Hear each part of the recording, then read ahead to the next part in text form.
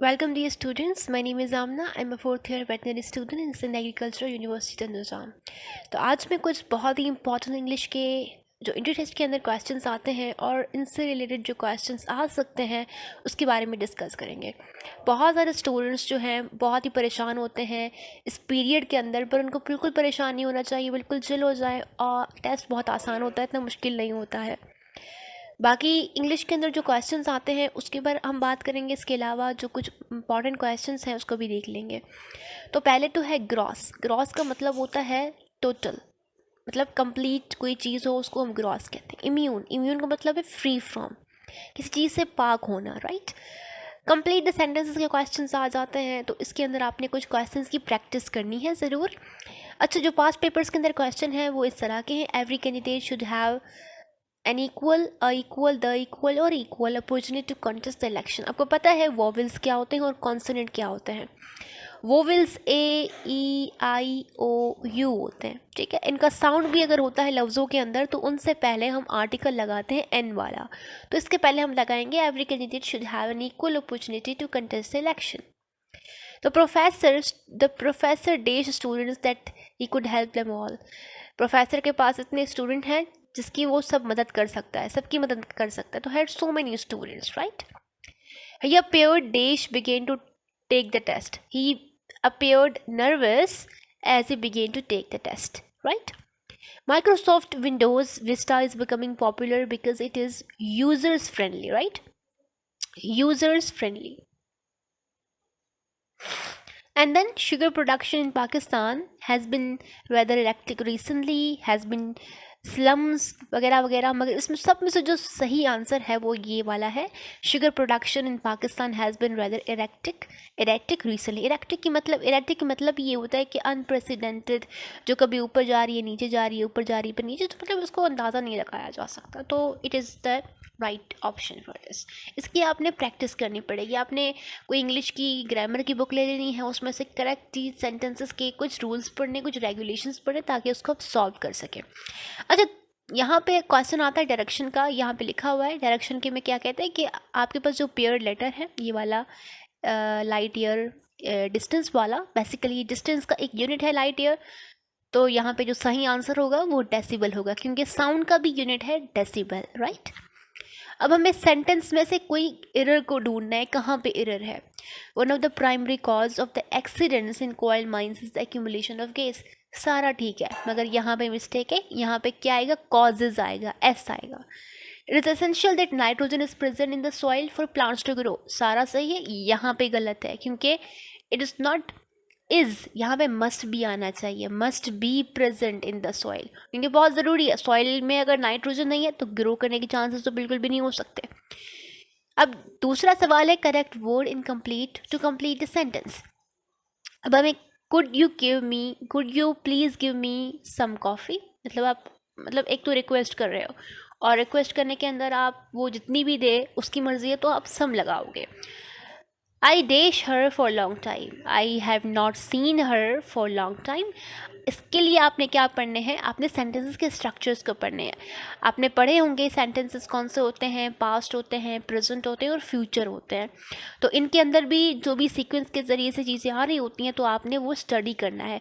तो ये अभी सेंटेंस मुझे आते हैं तो भी मुझे पता चला कि यहाँ पे कौन सा सूट करेगा। तो I have not seen her for long time. Choose the correct substitute word. यहाँ पे सब्स्टिट्यूट वर्ड ढूंढना। सब्स्टिट्यूट वर्ड वो होता है जैसे कि कोई बड़ा जुमला है उसके ऊपर कोई एक वर्ड होता है। अच्छा, अब यहाँ पे वो गेम की बात कर रहा है जो कि ड्रा हो जाए, जिसमें कोई विन ना हो, तो वो ड्रा नहीं कहलाती है। आप जब भी गेम खेलो, दो बंदे खेल रहे हों, उनका दोनों का स्कोर सेम आ जाए, तो वो गेम वहाँ पे जहाँ पे कोई ना जीत सके वो गेम ड्रॉन कहला रही होती है, राइट। उम्मीद करती हूँ आपको समझ में आ रहा होगा। Choose the correct active and passive voice. Tenses के बाद दूसरे नंबर पर जो इंपॉर्टेंट चीज़ है जो कि आपको आनी चाहिए वो एक्टिव एंड पैसिव वॉइस है। Give time to learn this, क्योंकि ये क्वेश्चंस आते हैं कि आपने एक्टिव से पैसिव करना होता है सेंटेंसेस को, और पैसिव से एक्टिव करना होता है, तभी कर सकोगे जब आपको आता होगा। तो this is a active sentence दिया हुआ है, I have been invited to the party. इसको पैसिव में कैसे करेंगे, इसमें हम यूज़ करेंगे somebody had invited me to the party। अब यहाँ पे कौन सा सेंटेंस है, पास्ट का सेंटेंस है, पास्ट परफेक्ट है, तो ये कन्वर्ट हो जाएगा हमारे पास, यहाँ पे प्रेजेंट परफेक्ट है, राइट। प्रेजेंट परफेक्ट बिल्कुल यहाँ पे चेंज हो जाएगा, somebody had invited me to the party. Okay, इसके अलावा है डायरेक्शन है choose the correct spelling. Spelling को चूज करना है, यहाँ पे एक्सक्लेमेशन एक्सक्लेमेशन एक्सक्लेमेशन, तो करेक्ट स्पेलिंग ये वाली है, राइट। और यहाँ पे भी this one glance is this correct spelling. Choose the correct preposition. Preposition I was confident on my success, मैं अपनी सक्सेस कामयाबी पर बहुत ही ज़्यादा कॉन्फिडेंट था। Choose the correct सिनोनियम। सिनोनियम को चूज करना है जो कि इसके साथ यूज होता हो, abolish, do away with, स्पेट, flood. कोई भी चीज़ के अंदर कोई चीज़ आ रही हो तो उसको हम स्पेट कहते हैं और फ्लड कहते हैं। बैरन, अच्छा इसका हमने क्या करना है, ये पहले देख लेना है हमें करना क्या है, डायरेक्शन को देख लेना है, ये डायरेक्शन का मालूम होना बहुत ज़रूरी है। अब यहाँ पे एंटोनियम ढूंढना है, तो एंटोनियम अपोजिट वर्ड्स होते हैं। अच्छा, बैरन का मतलब ये है कि कोई अनफर्टाइल ज़मीन होती है, यहाँ पे कोई उग ना सके, तो ये फर्टाइल इसका एंटोनियम होगा। नीट मतलब साफ सुथरा, क्लीन, टाइडी, स्मार्ट। डर्टी इसका एंटोनियम होगा। Choose the most appropriate word to fill in the blanks. अब हमने अप्रोप्रिएट वर्ड को चूज करना है ताकि हमें फिल करना है एक लफ्ज़ को। She did her duties well. A common man has no access to government houses offices. Select the lettered word pair that best expresses similar relationship. अच्छा, रिंग है तो फिंगर में पहनते हैं, इस तरीके से नेक है तो नेकलेस वहाँ में पहनते हैं। Find the correct indirect speeches of the sentences. अच्छा, डायरेक्ट और इनडायरेक्ट आपको पता होगा, उसकी भी स्पीचेस होती हैं, ये भी ग्रामर का बहुत बड़ा इंपॉर्टेंट पार्ट होता है, डायरेक्ट और इनडायरेक्ट। तो यहाँ पे है teacher said the earth is round, तो teacher informed that the earth is round, right. Fill the correct sentence. I have seen a lion. Direction यहाँ पे है charcoal is employed widely as a deodorizer because it absorbs gases well. यहाँ पे well आ जाएगा, right? Neither Shabnam nor her friend, क्योंकि शबनम तो लड़की है, तो लड़की के लिए हम कौन सा प्रोनाउन यूज़ करते हैं, her यूज़ करते हैं। तो Shabnam nor her friends were able to attend the seminar this morning. इसके बाद है find the correct spelling of the word deterioration. Deterioration की स्पेलिंग ये भी सही है, ये भी सही है, तो यहाँ पे ये वाली सही आ गई। Choose the adverbs. Adverb choose करना है, it is nothing else but fraud, ये कुछ भी नहीं है मगर धोखा है।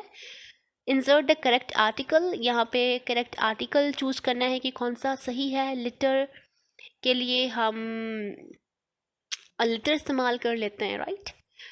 This is perhaps the best reply you can give. A best reply you can give. Choose the correct active and passive voice. The man killed the snake. The man was killed by the snake, and the snake was being killed by the man. तो इसके अंदर सही यही होगा, the snake was being killed by the man. Choose the correct form of the verb. यहाँ पे हमने correct form choose करनी है verb की। Choose the correct form of the verb. I prefer writing to reading. यहाँ पे हमने सही से preposition का लगाना है। Please let me borrow your computer. I will promise to take good care of it. All nations have to fight for their freedom. अच्छा, choose the correct antonium. Barren, fertile, neat, dirty, and appropriate filling the blanks. She did her duty well. तो her आएगा यहाँ पर भी। और common man has no access यहाँ पे neck and necklace आएगा। और यहाँ पे teacher inform that the earth is round, I have seen a lion. तो ये कुछ इंपॉर्टेंट एमसीक्यूज थे इंग्लिश के बारे में, इनके आपने डिस्कस करना है, इनको देख लेना है। इसके अलावा ये सिर्फ सब कुछ नहीं है, इसके अलावा भी आपने प्रैक्टिस करनी है किस तरीके से ग्रामर के अंदर sentences, passive active voice, direct indirect, sentence correction की, प्रीपोजिशन की, इन सब के रूल्स एंड रेगुलेशंस आपको आने चाहिए और आपका जो इंग्लिश है बहुत अच्छा हो जाएगा। अभी इंग्लिश के 25 क्वेश्चंस आएंगे और 25 क्वेश्चंस के अंदर कुछ क्वेश्चंस आपके जीके के भी होंगे, तो आपने दोनों की तैयारी मिलकर मतलब साथ में करनी है और बहुत अच्छे तरीके से तैयारी करनी है। And good luck for your test.